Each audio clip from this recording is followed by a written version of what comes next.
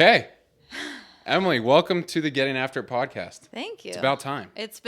We've been talking about this for a long time. I know, and I feel really bad. I do that to so many people. And if I have done that to you and you're listening to this, I apologize. Reach back out. But I'm really excited to talk to you today for many reasons. But, I mean, before we go into all that stuff that I sent you information on or whatever, but I would love to just have you introduce yourself, how you're in the family, all that stuff, and then we can kind of jump into some of this stuff. Okay.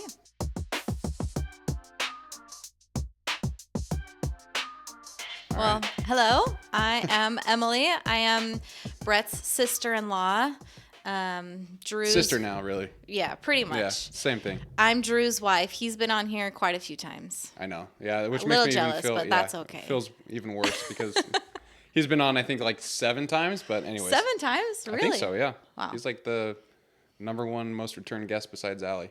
Oh, wow. Can't really count Allie because she lives with me. No, so she doesn't count. Yeah, she doesn't count. Yeah. But, yeah, so you married into the family and... Almost 10 years ago. That's insane. Next summer, it'll be 10 years. That really is wild. Yeah. Doesn't feel that long. So, like, what was that, your senior year? I was there when you graduated. Yeah, I went to your It graduation. was. That was nuts. And then, like, as soon as I graduated, I went on the mission and all that stuff. But, yeah, I mean, it's pretty cool, like, just having another sister, really. Like, that. It's cool because I feel that way about Jen, too. But, like, having you in the family makes it, like, complete, and it's pretty cool to see that. So, Oh, thanks. but I wanted to have you on today because there is something I've talked a lot about on the podcast that I know you've dealt with too. Mm-hmm. But it's infertility, and it can be an uncomfortable thing to talk about. But I've, like, after dealing it with myself and Allie, like, she's not the one that has issues. Surprisingly, it's me. Surprisingly. I mean, that's the thing is everyone, like, always blames the woman, right? It's like, oh man, they can't have kids because, the woman might have some issues, but it's me this time. Like, I'm the issue, but not saying like it's an issue. I should rephrase that. It's not an issue. I just, everyone's different. Everyone has problems. Mm-hmm. And it's been a really hard thing. Like, it sucks.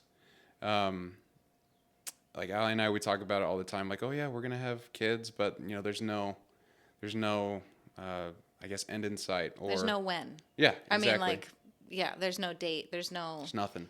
You don't know if it could happen next year or 5 years. And there's so much unknown too. And so it's kind of I wouldn't say scary because no one's, like, in danger, but it's a hard thing to go through. Like, just getting, hey, we'll see what happens in the next appointment. Like, every single time we go see the doctor, and we have a big test coming up, I guess at the end of this month. It's going to be pretty telling whether or not, like, we can have kids based on the medicine we've been taking and all that. But long way of me introducing what we're talking about today. But I know, you've dealt with it and you've been pretty open about it, mm-hmm. which I respect because it's hard to be. And I would love to just hear you walk us through your journey. Yeah. What it was like to, you felt something was off or something happened, and then your diagnosis, and then just maybe go into it just a little bit there. Yeah. So I feel like we should start off by saying everyone goes through their own journey, right? And what worked for me to, get through it might be different than what will work for you. And although we are both, I went through and you are going through infertility, they are still, like, separate stories, right? Like, so, I mean, you guys are going through worse than what we feel like I felt. Do you feel that way? No. I feel like what you guys are going through is worse than what we went through. Yeah. Yeah. I mean, I don't know. Maybe it's just perspective, but, like, it sucks, but I don't know. I'm sure get into some of this stuff, but I don't want to. Yeah. I don't want to downplay. Everyone goes through their own stuff. But so about maybe a little over a year after being married, we came down here for my best friend's wedding. And it was here we found out we were pregnant for the first time. I hadn't been on, like, birth control or anything like that. Yeah. Pretty much our entire marriage.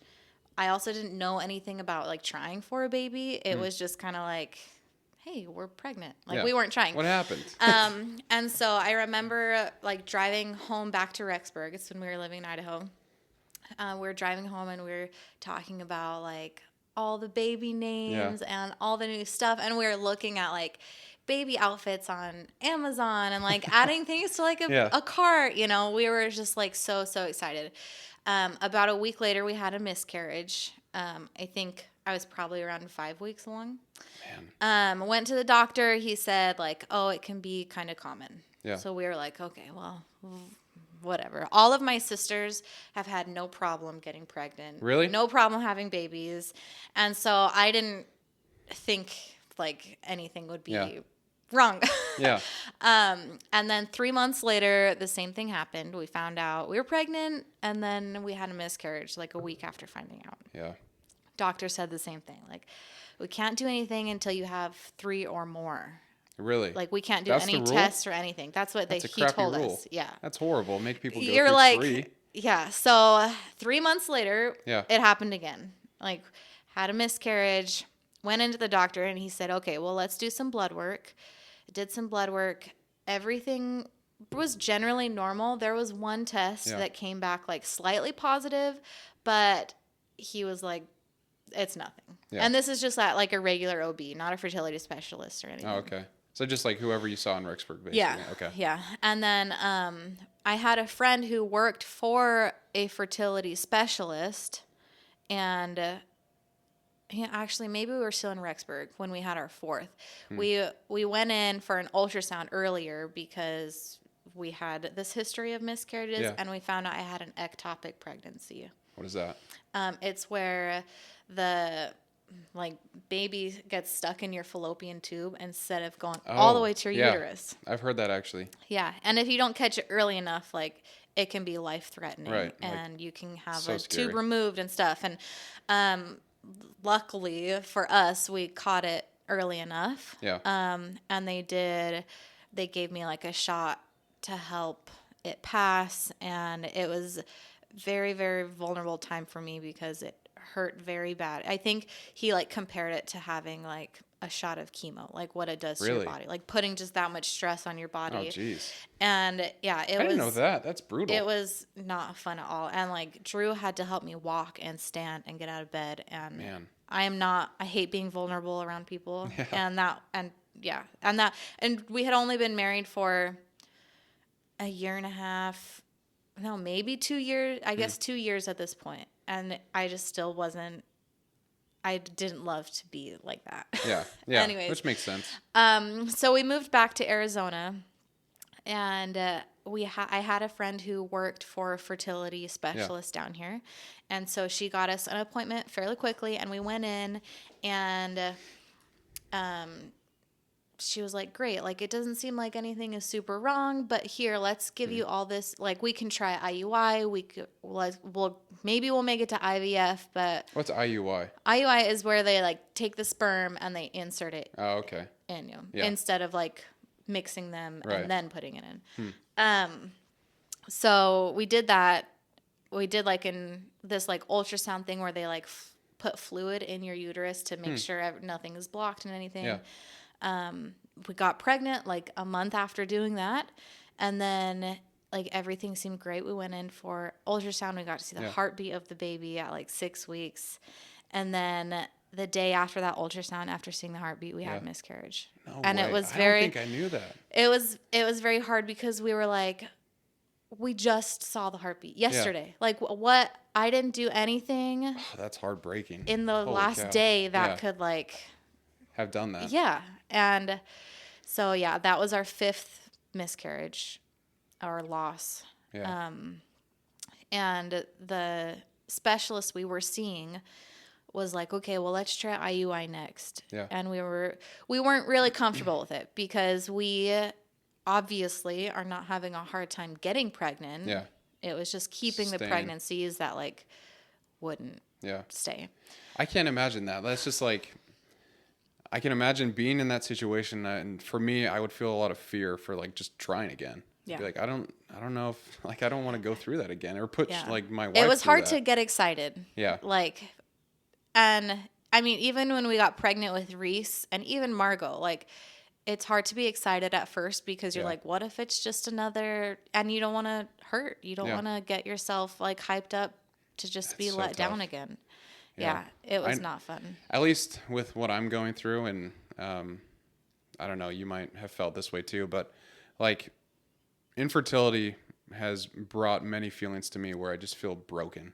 Like a lot of the time, I'm like, what is wrong with me? Like all these guys out there who can have kids, like they have sperm. Like how come I don't? Like so weird. I mean, obviously I have like hormone issues and a tumor in my brain, but um, like I just really when we found out all this stuff, it was a good like 2 months where I was like, I'm just broken. Like, and then I felt like um, I felt bad for Allie because I was like, she's expecting a family. I can't give it to her. And it's just all these self-degrading thoughts like came all the time. Did you Yeah. ever deal with anything like that?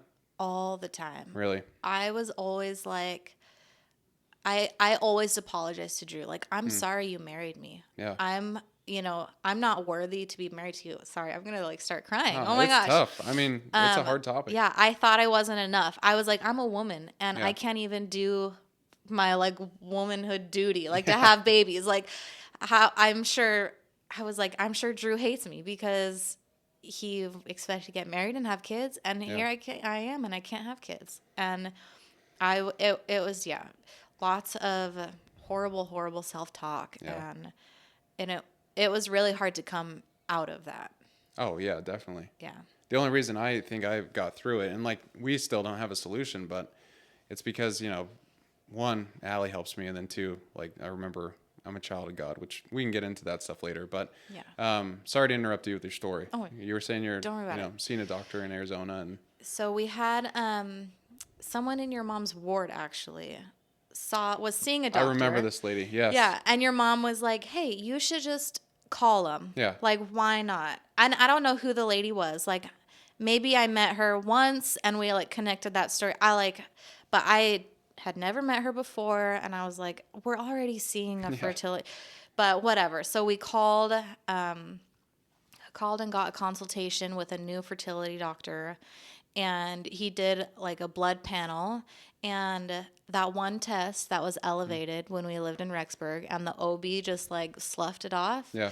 That is what like told or the specialist, like, this is what's wrong. He diagnosed me with a what's it called? An autoimmune disease. Oh, really? Okay. Yes, called antiphospholipid syndrome. So that's where anytime I got pregnant, my body was thinking it was like a foreign object. Oh, really? It was And my attacking. my blood would like thicken up on all the vessels that were going to the baby. It'd thicken it up and close it off so that the baby would just. That's crazy. Yeah. So I guess it's still kind of a newly studied like autoimmune disease. I was reading a lot about it when I was diagnosed with it, and it's like a symptom of it is having miscarriages. And then, but other than that, like a lot of people don't find out they have it until later in life when they have blood clots or heart attacks because you just crazy. have That's thicker scary. blood. Yeah. And so, when we found that out, we started on blood thinners, on Lovenox, and they're injections that I had to do twice a day, every single day throughout my pregnancy, Yeah. both pregnancies and even future pregnancies. Like, I'll always have to do this. And that seemed to like do the trick. Yeah. Like, we have not had any problems since being on blood thinners. And It's amazing. Yeah. It's like you find the one thing. It is. Well, and I'm so grateful for modern medicine because Oh, yeah. what about 10 years ago, 20 years ago? Like, Oh, it'd be, yeah, there's nothing. Yeah. It's crazy. Like we truly are blessed. yeah. Like I feel that same way with all the stuff that I'm doing too. Like I take shots every 3 days and take some pills. I think it's enclomiphene and HCG. Wow. Can't say it. Speak. It's been a long day. But yeah, so I mean, like that's one way that, we potentially might have kids, but it's such a small little thing that, my body just doesn't produce certain hormones and those bring them in. Yeah. So you got on that pretty quickly and then. Yeah. So I got in, I got on it and he was like, wait like 2 to 3 months. Yeah. But we got on it and got pregnant the same month. It didn't do That's anything. crazy. Like it ended up being fine. And, now we have Reese and he's 4.5 years old and he is just the sweetest He's the spirit best. I've ever met in a kid. Maybe I'm biased because he's my own kid. I don't know. He's a pretty sweet kid. But yeah, he's so and same with Margot. Like we got on that right away as soon as I found out I was pregnant. Yeah. And didn't have any problems. That's amazing. Yeah. So, I mean, like, how long was that journey from when you found out in Rexburg for the first time to when Reese was born? Let's see. I got pregnant with Reese in 2020 and like the middle of 2020. And we had our first miscarriage in August of 18. Oh, okay. So Yeah. 3 years? Yeah, about that. Or 27. Let's see. I guess 2017 was our first miscarriage. 2017. Yeah. Yeah, and during that time, I have to apologize to you because I didn't really know what you guys were going through, and I was like, Drew, come hang out with us all the time. Don't even worry about and Drew it. was sad, and he's like, yeah, that sounds good. He just probably want to get out of the house, and then all of a sudden, you're at home by yourself. It's okay because so messed up. That's how Drew was coping with grief, was you. And so I know he's always been super grateful for you, just to be there. Like looking back now, I'm like, man, Drew should have just been with his wife. Like what a terrible thing. That's okay. I was only slightly depressed. I was actually, that's so sad.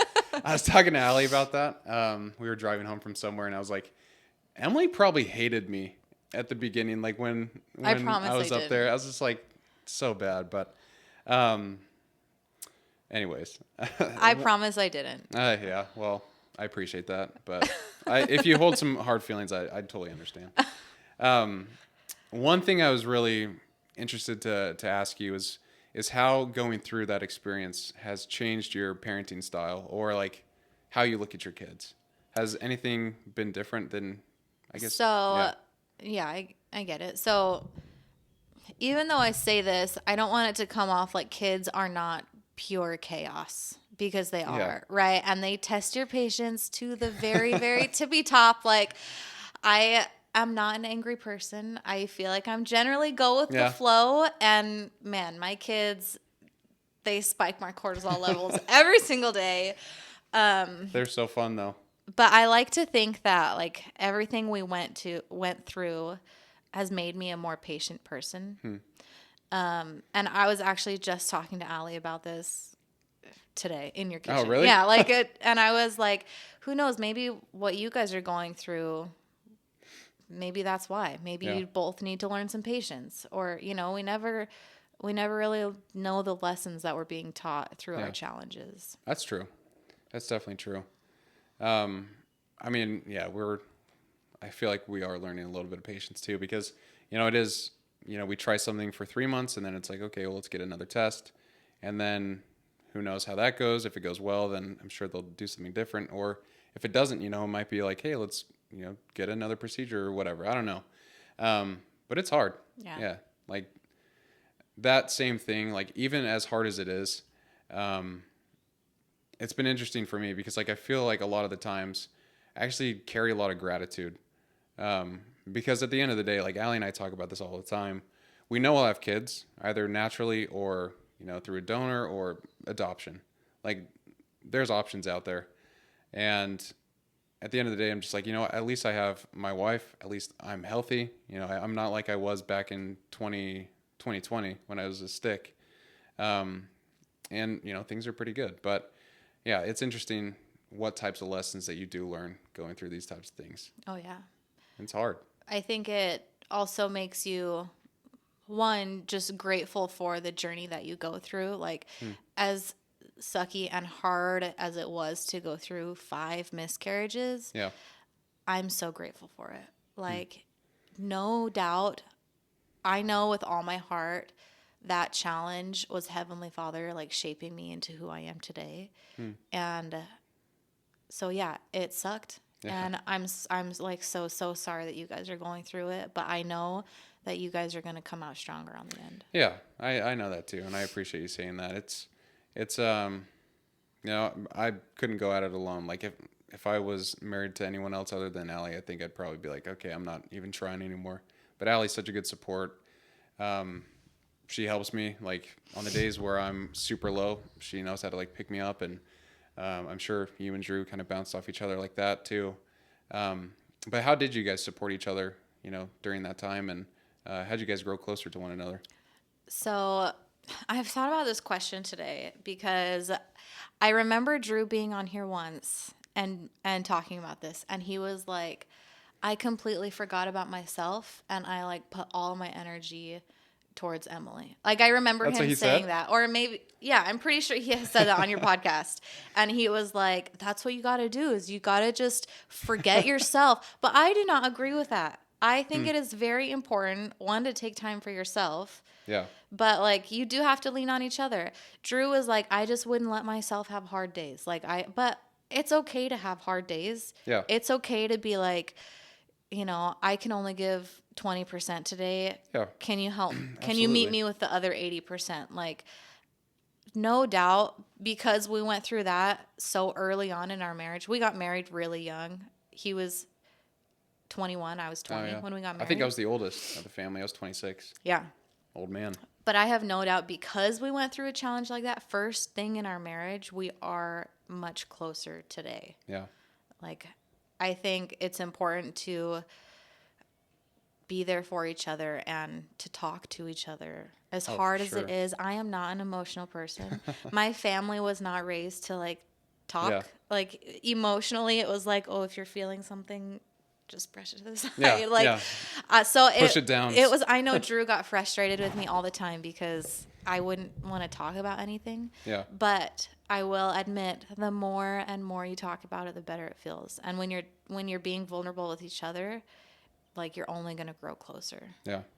That's great advice. And I feel that way too. It's like you just got to get it off your chest sometimes. Yeah. Like, It's hey, hard. this sucks. It's you very know? hard, Yeah, absolutely but it is, but you feel better. it's worth it. Yeah. Like it's worth it. It's you know, you have that one hard conversation and it literally feels like a breath of fresh air. And that support piece with people who are going through infertility, I think is a pretty tricky one. And I may have sent you a question regarding this, but that's one thing. Like I don't really know how to help others who are going through it. But after going through it myself, like I kind of have a good understanding of like what you should say and what you shouldn't say. But from your experience, like, did you have anyone that was like, hey, that was a really nice thing that this person said or did, and then like the complete opposite? Like, are there things that you should avoid saying to people who are going through something like this? Yes. So, would you believe it if I told you that someone close to me told me Uh-oh. these exact words? Maybe you just weren't meant to have kids. No way. Do not ever, ever, ever say that to No someone. way. Do I know them? Yes. All right. But Off air, you'll have to tell me. yeah, do not ever, ever say anything Yeah. like that. Or like, That's horrible. maybe it's just not in the cards. Do not ever Yeah. say that to someone who's struggling having kids because it hurt me so bad. I can imagine. And Drew wasn't there when they told me that. And I think I went home and told Drew. Maybe he was there. I don't know. But Drew was like, I just want to punch him in the face. Yeah, you know? sounds about right. I was like, oh, like that just hurt so bad. That's And yeah, what a horrible thing to say. I still remember it. And that was like 5 years ago. Yeah. So it has stuck with me. Avoid because anything like it that. hurt me so bad. Yeah, that's horrible. So do not ever, ever say that. As for like what you should say or Yeah. you should do, that's such a good question. But I always felt better when I talked about it. I didn't love when people would give me advice. You Yeah. know, it'll happen when it happens. I didn't love that piece of advice. I mean, that's the thing. It's like you don't know if that's true. It's like I mean, it'll happen when it happens. Great, but that could be 10 years from now. Like, that's the most you don't know. generic thing to say, pretty and bad. it's not what I wanted to hear. Right. I mean, maybe people are different. I don't know, but I really loved when people would just listen. Yeah. When they would say, "I don't know what to say right now, but I'm listening and I'm here for you." And that's all I needed Yeah. to make me feel better. And I love that. I feel like I didn't get it a ton, maybe a couple of people here and there, but I would have liked to talk about it more and get just my feelings more off my chest versus internalizing them. Yeah. I mean, it does do something to you. Like when you're able just to sit there and talk to someone about it and have them hear you. I totally agree with what you said. Like sometimes you don't need to offer advice to someone who's going through it. It's just like sit there and listen to them and let them know that you're there for them and that you care about them. I was having this conversation with someone at work the other day. Like she has 2 twins.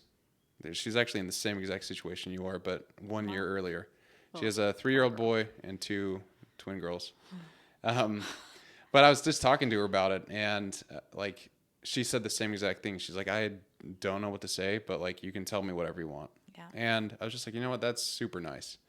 And it's helpful. Like it doesn't feel like they're trying to solve all your problems. It's just like, hey, I care about you and I'm listening. Yeah. So it's huge. Well, and what's interesting, well, not really interesting, but like a lot of times I feel like when it comes to infertility, you can't give advice. Like, because everyone's going through their own thing. Yeah. And have you even been through it? Like, Right. so like, I don't want someone who never went through it to come to me and just be like, you just got to keep pushing through. Like, yeah. See, that's a great piece of advice because there's someone that you and I both know that I'll tell you afterwards who gives me advice and yeah, they don't have kids. It's like, it's okay. Yeah. It's okay. You have not been through this. Like, it's okay though. Yeah.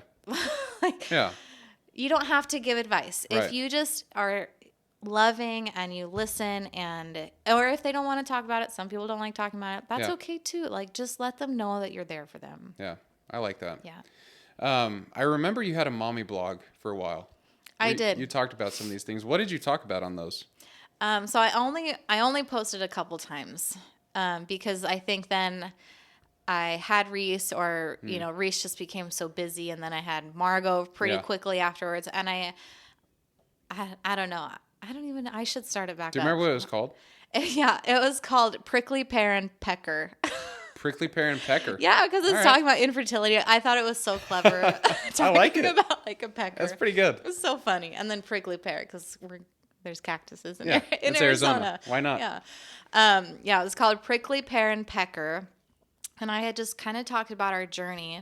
And what was actually really cool about that is that I had someone in my ward text me one time, and she was like, I read every blog post because my daughter is going through it. And she did not have problems like with fertility. Yeah. She had 6 kids, no issues or anything. And she said, but reading your blog has helped me to know how to help her. Interesting. Or like to think about like things that she is going through. Yeah. And I like so that was really special to me. And I should have kept it going, but I didn't. You can always start it back up. That's the thing. True. Hey, getting after it's all about that. That's very true. One time I had a phase of the podcast. It was between when Allie and I got engaged to when we got married to where I didn't post.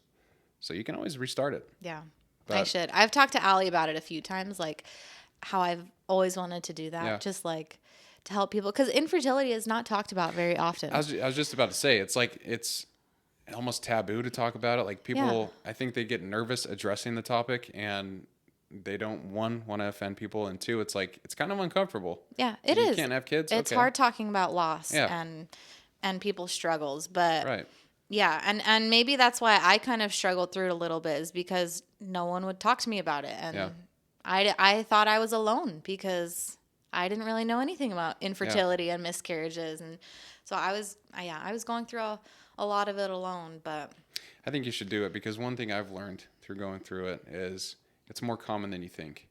Like I've had multiple friends who have gone through it, and like I was surprised, honestly, because I was like, I thought it was a really rare thing, but it happens a lot. Yeah. So I don't know. People just need to. Yeah. I think I read somewhere that like 1 in 4 pregnancies end in miscarriage. 1 in 4? 1 in 4 pregnancies end in miscarriage. That's terrifying, actually. It's kind of scary. Isn't that like crazy? Yeah, you got a 75% chance. Yeah. I mean, majority of it happens like in the first trimester. Yeah. But yeah.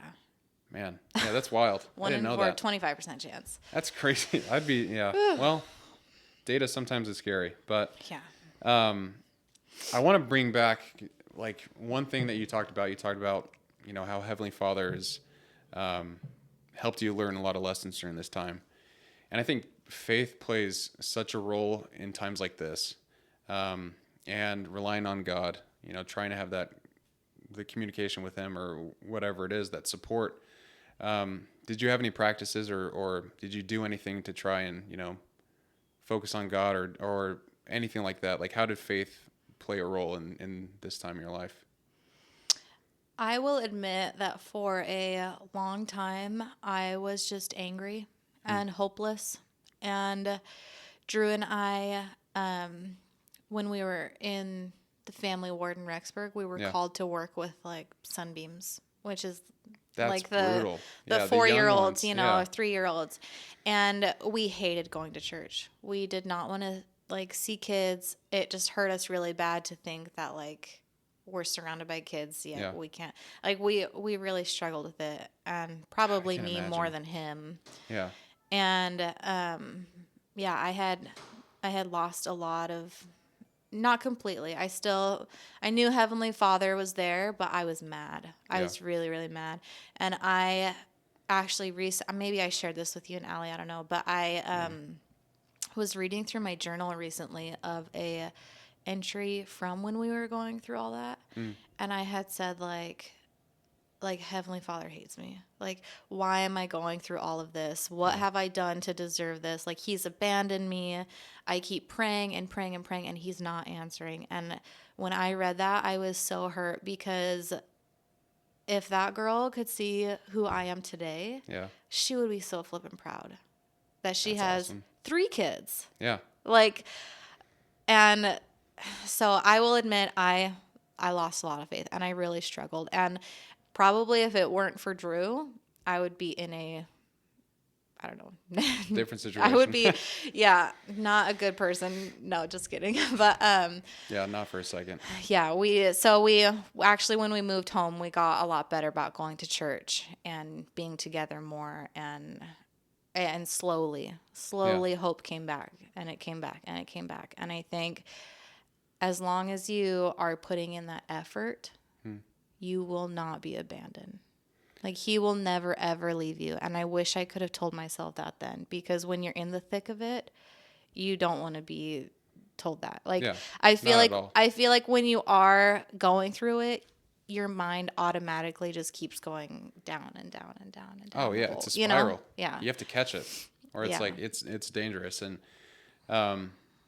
that's what I've learned too. Like through many of my trials, I think when I was sick, that's when I first learned about like really putting faith in God. Because there was a time where it's kind of like you, where I was mad. I was like, I used to be this buff, strong athlete guy in college, and now I'm 135 pounds and can't get out of bed. Like random things, and I remember just having conversations like with God. I was just praying, and it's like the time when I couldn't look at screens or anything, so I'd just sit in a dark room. And I was just like, why is this happening to me? Like, I'm in the prime of my life. I'm supposed to be, dating, going to school, like doing all these fun things. And like, I can barely get out of bed. And I just remember having those conversations. And then I just remember, like, that's the beauty of knowing Jesus Christ, is He understands you completely. And it was like a flip switched one of the days I was laying in bed. I wish I wrote it down, but like, I just remember thinking like, hey, you know what? This does suck, but I'm not alone. Like, Christ knows exactly how I'm feeling. And once I understood that, like going into like infertility right now with us, it's that same idea. It's like, this is terrible. This really is like, I would say there's no positives from going through this. I'm sure we'll see that, in hindsight's 2020, but like, I just still feel like, hey, Christ knows exactly how you feel. And you experienced infertility different than I will, and same with Allie, and but you understand like some of the same things, but Christ understands how I feel completely. So it's kind of just like a cool perspective to me, thinking like, Jesus Christ, He understands me completely. He knows how to help me. And it's like you said, just turning to Him and try and have that faith. Yeah. It's tough though. It really is. It is, yeah. Actually, today I heard a song and it reminded me of when we were going through all this stuff. Was the first time I heard it back when we were going through all of our infertility. And it's a song about Jesus, and it's this girl on a ship in the middle of the ocean, and she's like, the water's deep, like the waves are raging. Yeah. Why am I here? Why did you bring me here? And Jesus's response is like, well, what if I didn't bring you here to drown you, but to cleanse you? And like, I know the water's deep, but if you only knew, like, I'm here for you, you know? And it's such a really beautiful song. And it's a great reminder of like, we constantly, through all of our trials, infertility, having kids is a trial in its own. Yeah. Like, you're constantly finding or learning new things. Like, no matter what we're going through, we're being challenged because we are growing. Yeah. And that's a crazy way to think. I mean, that's how I look at my challenges now. Are like, this is so hard, but I'm growing from this. Yeah. There's a quote I love. It's just, growth isn't meant to be comfortable. And it makes sense. Like, you're supposed to get out there and build yourself up, and, you know, going through these experiences, as hard as they are, they do teach you a lot. So yeah, I mean, if you if there was someone listening right now that's going through infertility and doesn't really have any hope or anything like that, I know you talked about, like, you know, the advice that you would like is just to have people listen. But if you did have to give one piece of advice to someone, do you have anything? Yeah, I would tell them, and I would tell you, you are not broken. You are enough. I know that your body may be struggling, or whoever's listening to this, I don't know your story, but you might feel broken. You might feel like nothing's working out, but you are enough, and you're not going through it alone. I'm here for you, and your family's here for you. And if you're watching, you can send me a message, and I'd be happy to message you. I had someone do that one time, like, random girl messaged me. I'll put your Instagram handle in the bio. But that would be the biggest thing. It's just like, you don't have to go through any of this alone. Yeah. No, I appreciate that. And then, like, it really is how I feel a lot of the times. It's like I have those thoughts, like, I am broken, but I know it's just, that's not true. And yeah, it's tough, but yeah, I appreciate that. It's great advice, because I think that's the biggest thing that people face when they're going through it. Yeah. Obviously, there's the grief piece, but I think if you're not careful with it, that can take, you know, internal pretty quick. Yeah. So you've got to find peace where you are. Yeah. Your path to parenthood, like, you'll get there. Yeah. I love it. You have anything else you want to share?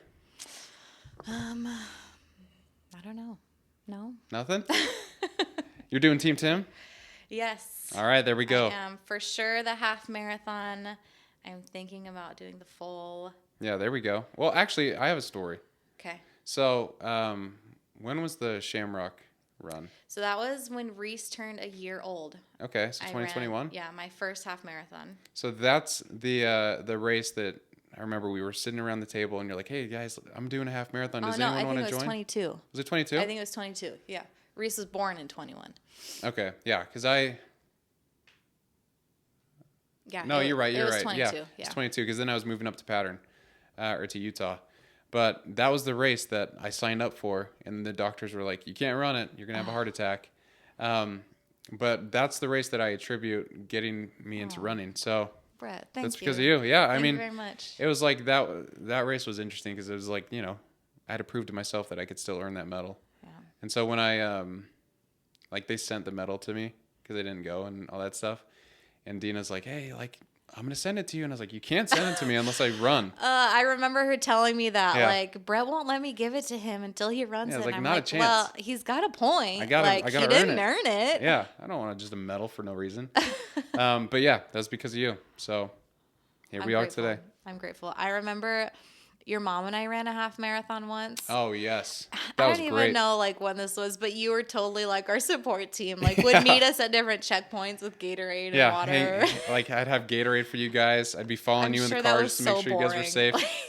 I mean, I was like, what, 20. I had nothing going on. I don't know. It's like random Saturday. Yeah. But hey, you guys did it. Yeah, we did it. I mean, you get after it still. That was the start of running, I would say. Yeah. My goal is to run at least a half marathon at like my year postpartum mark. Oh, that's awesome. So I ran one every pregnancy? Every pregnancy. So That's I ran pretty one cool. when Reese turned a year, and then I got pregnant pretty much like that same week. Yeah. And then I ran one when Margaret turned a year, and that's when Allie flew down and ran it with me. I remember that. Yeah. She loved that race, actually. We adopted Ellie, and I count my first team Tim as like that's my dedication to her. That's pretty good. Yeah, that works. Was that one. Yeah. And then I ran a marathon a little bit after that. And yeah. So why are you deciding between the half and the full? So I actually trained for a full. No, I trained for a full this year. Drew and I both trained for that one in California. Oh, yeah. But I have a herniated disc and spinal stenosis. So I didn't know you had a herniated disc. Yeah, that's why I was having all those back problems. Oh, geez. So I think the furthest I got last year when I was training was like 15 miles. And I like going anything past that was just hurting my back so bad. That makes sense. So, and I had been dealing with back pain on and off for like 2 years. Yeah. And just like a few months ago, went and had like an x-ray and an MRI. And found out I had that. It's brutal. So I've had steroid shots in my back. You got roided up. I'm not painless, but I'm less painful. So my goal is to keep going as far as I can. Yeah. I'm training for the marathon. Okay. But I don't want to kill myself. So. Yeah, that's fair. Yeah, and back issues you got to be careful with. Yeah, right now I'm trying to just run through it. Yeah. Yeah. Well, Goggins. You got the Goggins in you. Oh my gosh. He's intense. All those guys are just crazy. Seriously. But yeah, no, I think it's awesome. And that's one thing like I really admire you for, and really any mom out there who's like not just training for things, but like just staying active and working out. Because like I see how difficult it is with the 3 kids. Mm-hmm. Like there's little time, they're always running around. You can't take them to the gym. Drew was telling me your gym is a rule of like 30 minutes in the so the previous gym I would go to, had so like bad. You had to like sign up for like time slots. So but dumb. It was like there was something in their app that was only letting you sign up for 30 minutes at a time. Like I could never get more, and I was like, this is absolutely like who works out for 30 minutes? Yeah, and on top of that, so you take them. You got the 30-minute starts, then you got to go stretch, get ready, and then it's like, okay, the workout's done. Yeah. So now I have 2 hours though. Yeah. I can leave them for 2 hours in the there you go. kids club area. So yeah, I think when it comes to like working out in parenthood, like you just have to be intentional. It is very easy to slip into like that. I don't want to get them in the car seats and then go to the gym. And then what if they start crying at the gym? Then I have to leave. Like that's happened where I've been there for 15 minutes and my kids won't settle down. And so I have to leave. That's brutal. And so, I think the more intentional you are about it, the easier it can be. Like, I'm not saying it's ever easy, but like, I will say though, the example it sets to your kids is absolutely phenomenal. Like, when there's so many cool studies Drew about and that I too. like we both like to run. Obviously, Drew's way more into it than I am currently. But you better be. We're running 50 miles in April. Seriously, you don't think your kids are watching, but Reese will come up to us and be like, "Hey, can we go for a run? Hey, can I go outside and go for a run?" And I'm like, "Oh my gosh, that's so precious." My favorite was the beginning, like the morning of our ultra race. Reese was like, "Let's go run around." It's just like at the start line. It's like 7 a.m. He was just you a workout before you go run your race. So awesome, and like I think it's you hear that common phrase like the best way to lead is by example. Yeah. And I think it's awesome to like the fact that you and Drew are both like avid at making sure that you get workouts in and taking care of your bodies, eating right. That is gonna reflect onto your kids. Yeah. I obviously don't have kids, so I can't say that. We try. Yeah. I mean it is so easy to just have chicken nuggets and mac and cheese and all those unhealthy things that we grew up with. Yeah. I was not taught a lot about nutrition growing up. Like, I was not either. I was in sports. Yeah. Pretty active, but nutrition, nuh-uh. I was in sports until I got fat and chubby as a kid, and then I was like, all right, I'm out. Yeah, but that's when I was pounding. And so now as an adult, it's hard to like rewire your brain of like, oh, we shouldn't be, having lemonade at every single meal, or Yeah. going to have, Taco Bell and McDonald's and all the good I stuff. mean, it's delicious, but it It is messes you up. delicious, but yeah, and I will say, like, your gut health and your brain health work hand in hand, because So when we are weird. eating like crap like that, I cannot tolerate my kids. Like, I Just have such a hard chaos. time, because I start feeling bad about myself, and Yeah. then I don't want to go work out, and then my cortisol levels spike because I can't, run Yeah. out my stress. Right. And so, like, all these things, it's a domino effect Yeah. of, like, if you're not doing your best in one area, all of your other areas in your life are going to fail. Yeah. You gotta. I mean, it's it's hard, but it's like that quote that Jocko says: "Discipline equals freedom." If you can be disciplined in each of those areas, like with your food, you'll have a healthier body. With your fitness, you'll feel better about yourself, and you'll feel better just overall. Literally everything. Like you have to have discipline in Yeah. most of the areas of your life, your faith. Kids, I don't know how to discipline kids, but I don't know either. I'm still that trying would to just be figure it another thing. out. It's like hopefully leading by example works, but I'm sure I'll figure that out. Yeah, I mean, we're not perfect. We yell, and Yeah, we lose it, and we eat unhealthy, and but yeah, I think in parenthood and with your health and exercising, as long as you're trying your best and you're trying to teach your kids yeah, to be good people, then I think you're doing pretty great. that's all that matters. Yeah. Well, I think you guys are awesome, and so glad that you guys are like you have the family that you do, because it's awesome to see. Like, because I remember you guys going through some of that, and it was tough. Like I know it was tough on Drew. I can't imagine what it was like for you. Um, but also like it also gives me hope, because Allie and I are kind of in the same situation, and like there is hope. Um, so yeah, I know I appreciate you coming on and talking about this.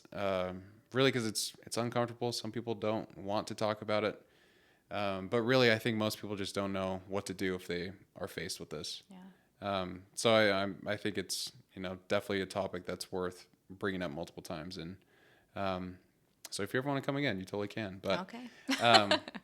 no, anything else, before wrap up? I don't think so. Okay, well, yeah, seriously, thank you so much, and everyone else listening, thank you for taking the time to spend with us today. And if it meant something at all to you or helped out, share it with a friend who might be going through something. And as always, keep getting after it. Thanks, guys.